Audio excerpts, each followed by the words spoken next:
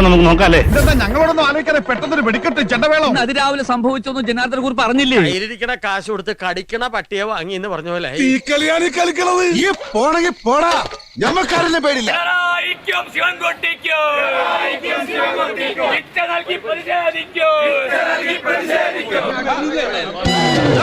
വേഗം മാറിയെടുക്കടാ, തീയും പുകയും പറപ്പിച്ചോണ്ടൊരു കൂട്ടം വരല.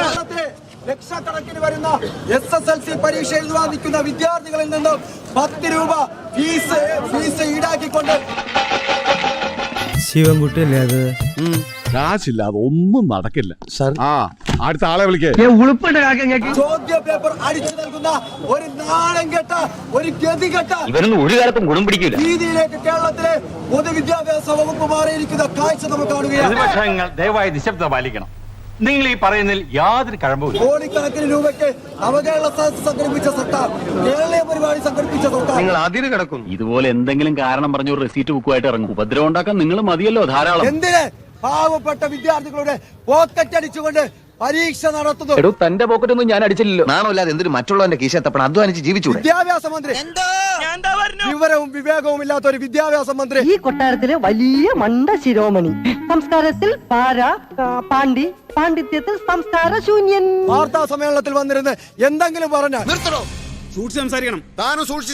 അത് അങ്ങ് വിഴുങ്ങിക്കൊണ്ട് മിണ്ടാതെ വായും പുച്ചാണ് അടക്കിയടിക്കാൻ ഞങ്ങളാരും ഭരണവിലാസ സംഘടനയല്ല. നമ്മൾ പറഞ്ഞതും കുറച്ചു കൂടി പോയി. ഇനി ഇത് തീർക്കാനാ പാട്. ഇത്രയ്ക്ക് നാണം കെട്ട ഗതികെട്ട ഒരു സർക്കുലർ. നീ ഒളിച്ചിരിക്കരുതല്ലേടാ, ഇങ്ങോട്ട് എഴുന്നേക്കടാ ചതിയ. എന്റെ രാഷ്ട്രീയ ഭാവിയെ കരുതിക്കൂട്ടി തേജോധം ചെയ്യാനുള്ള നിങ്ങളുടെ ശ്രമം ഉണ്ടല്ലോ, അത് നടക്കട്ടെ. തൽക്കാലം ഞാൻ ഇവിടെ പറയും. ഒരു 6 ഇഞ്ച് നീങ്ങി ഒരു ചുവന്ന സ്വിച്ച് കാണുന്നുണ്ടോ? കാണുന്നുണ്ട്. ഈ സ്വിച്ചിന്റെ കാര്യമാണ്. ചുവന്ന സ്വിച്ച് അമർത്തിയോ? അമർത്തി.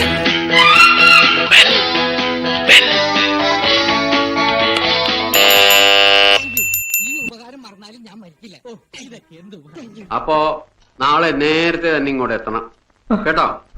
ശരി.